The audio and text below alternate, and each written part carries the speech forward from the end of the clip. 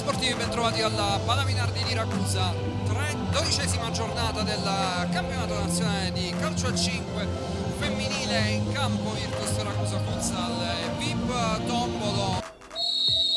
Partiti per cercare Taina, che viene anticipata, ma Alves capisce tutto, però fa buona guardia il centrocampo ospite, che poi va alla conclusione, ma capisce tutto Salvador, che si invola in contropiede. Allora l'uscita provvidenziale di Nagy. Alves fa fuori un'avversaria, va alla conclusione Alves, perché ha visto non c'era alcuna possibilità di passaggio. Ancora Tombolo con questa rimessa pericolosissima. C'è che il porta... gol addirittura da parte di Tombolo. Rebe, spalla alla porta, Rebe, Otmani, va Otmani alla battuta.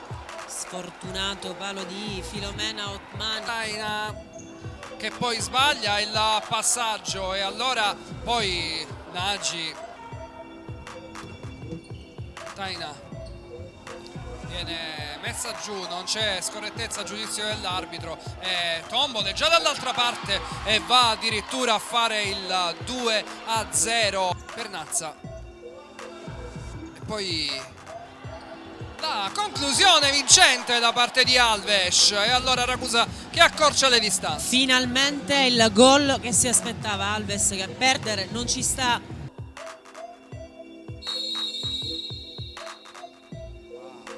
Taina alla battuta, il gol di Taina per il 2-2 Ragusa. Completamente spiazzata Tombolo, 2-2, partita recuperata. Precedenza.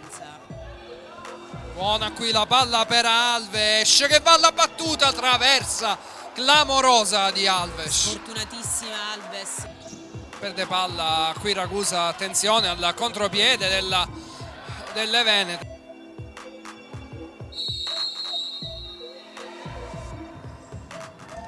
Meraviglioso. Sì. Riparte Ragusa. Andrea Peghe, palla in mezzo, poi c'è la conclusione vincente di Rebe per il 3-2 Ragusa. E si sblocca Ragusa, recuperata la gara, da mantenere ora il punteggio. Per Nazza, Rebe davanti alla porta, Rebe, e qui recupera palla Ragusa. Alves, Peghe la mette, la rovesciata addirittura di Alves, che però poi cade forse male. Va bene, poi si allunga troppo il pallone, ma arriva Taina che ha buon gioco. Va Taina, doppio passo a servire Rebe per il 4-2 Ragusa. Grande doppietta di Rebe, la goleata l'abbiamo chiamata, ci stiamo avvicinando al risultato. Di partita, Taina alla conclusione, e poi arriva Alves. Rebe col tacco, Rebe, la palla messa in calcio d'angolo. È finita. Vince 4-2 Ragusa.